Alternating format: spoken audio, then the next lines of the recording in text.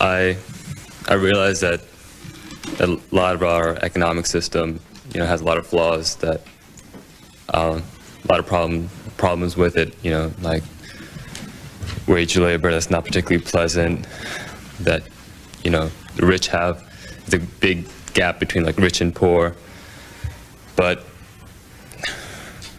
I mean, it's together now because there's been like increasing standards of living in America, and isn't that in one way like a justification for it, the why it's still around, why capitalism, from my understanding, has triumphed and it's still strong? No, it's not.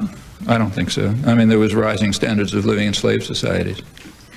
Slaves were much better off in the early 19th century than in the early 18th century. Is that an argument for slavery? Well, it's a terrible argument, I mean, any system, in fact, you could give that argument for Stalinism. There was very substantial economic growth in the Soviet Union. It's the second world, not the third. It was, until 1989, it was the second world, not the third world. Now it's back in the third world because it's undergoing capitalist reforms. Something you're not allowed to say, incidentally, but if you read, you'll notice. They've had 10 years of capitalist reforms which have driven them right back into the third world where they came from. Okay, but if you just look at it in terms of economic growth, it was reasonably successful. That's exactly what bothered Western leaders. If you read the documentary record, right up to the 1960s, where it sort of runs dry at the moment, you find that the great concern was that the Soviet Union was presenting itself as a model for modernization within a single generation.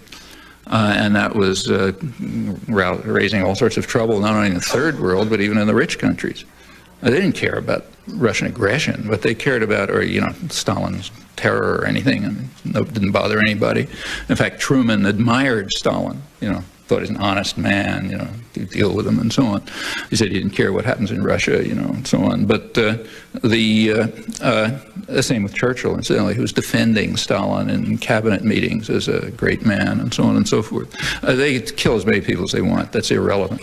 The problem was then they never expected them to be attacking anybody, but what they were afraid of was the economic growth, which was, especially in the third world, considered quite impressive. If this system is so bad and everything, why hasn't there been, excuse me? Our system? Our system. It's so bad. Why hasn't there been greater movements to challenge it? Oh, it's been challenged all the time. I mean, for example, we have a very violent labor history. Hundreds of American workers were being killed right into the late 30s. Finally, they got labor rights. There has been a very extensive challenge through the 50s. In the 60s, the whole thing blew up. And in fact, many concessions had to be made. And it still continues. I mean, we right now happen to be in a period of regression, but as I say, it's cyclic. There was much more regression in the 1920s when labor was really crushed. So yes, there's always challenge and struggle. But when you say, is the system so bad, I don't even know what that means. I mean, slave societies went on for centuries and centuries without any challenge. Okay? Did that justify them? And in fact, if you really want to be serious about it, the slave owners were giving arguments rather like yours. So slavery, very much like it. Read, say, George Fitzhugh, who was the leading spokesman for the American slave owners in the South. At the time when it was becoming a serious issue, like around the 1840s, he had pretty powerful arguments in favor of slavery. What he was saying is, look, the reason you Northerners are against slavery is because you're anti-Negro racists. We are not racists. We think that you should take care of your subjects. So we treat them nicely. And we even do that on economic grounds because they're our capital. Like if I make an anachronistic analogy, if I buy a car and you rent a car, okay, and somebody comes a year later and has a look at the two cars, which car is going to be in better shape? Okay, well, mine, because I own it, so I'm going to take care of it. Not yours, because you rent it and you can just throw it away and get another one, okay? That's exactly Fitzhugh's argument. He says, look, we own people, you just rent them. So therefore we take care of them. We treat them well, we respect them, they're our capital. Besides, we have human relations with them. We're pre-capitalist, we still have human relations.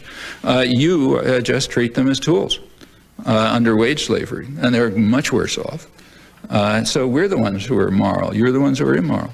And in fact, under the slave system, if you take a look, it was reasonably efficient. You know, conditions were sort of improving. People lived better, slaves lived better in 1850 than in 1750. Okay, everything you're saying could stand as a perfectly good, not only could be a good argument for slavery, but was offered as an argument for slavery. Similar arguments were given for Bolshevism, or take, say, fascism. I mean, why was Hitler so popular? You know, Hitler was the most, through the 30s, Hitler was the most popular leader probably in German history. Well, the reason is he carried out a social revolution. People were living a lot better.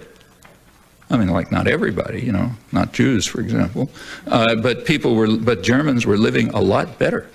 It was very successful.